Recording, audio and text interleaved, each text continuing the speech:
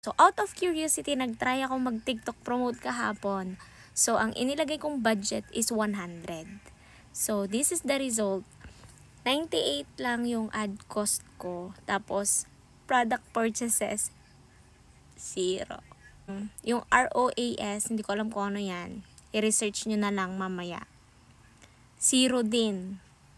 So, hindi ko na ni-research yan kasi 0 naman siya eh. Product link. So, merong mga product link clicks lang naman, 45. And then, video views, 829. So, yung parang sa pagpo-promote ko, boosted yung mga views. So, tumaas yung video, tumaas yung video views ko ng 829. Then, average watch, 4.20, Pero yung target ko talaga, that 100 pesos na budget ko sa pagpo-promote ng isang araw lang sa isang video is 0. Grabe. Nag-edit pa naman ako mga mi. Nag-edit ako, pinaganda ko yung lightings, pinaganda ko yung wala. 0 pa din. Siguro hindi talaga okay yung TikTok promote kapag isang araw mo lang siyang ipo-promote tapos yung budget mo is 100.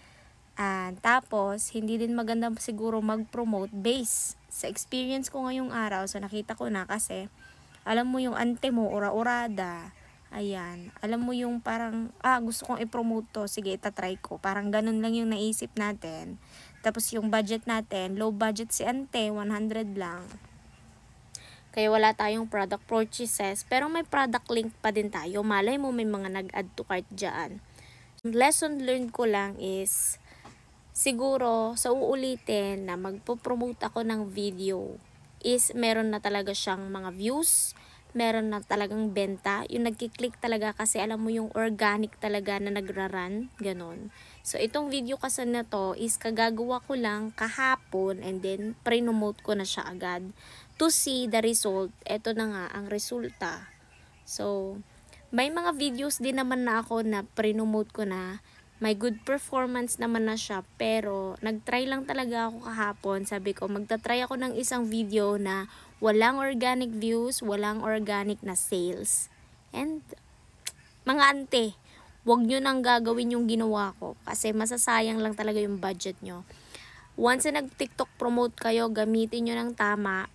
Dapat meron siyang organic views, meron siyang organic sales. Kasi kung 0 pa yon at hindi maganda ang performance ng video na yon, matutulad kayo dito sa nangyari sa akin.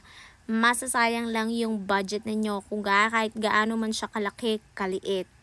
Ayan, views lang ang maibibigay sa inyo ni TikTok, mga mi. Views lang. Tingnan mo yung views, 829. Tapos yung budget ko, may may kulang pa siya na 2 pesos. So, yun lang.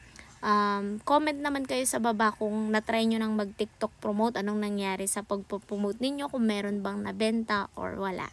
Yun lang. This is Mami Jandy. Bye!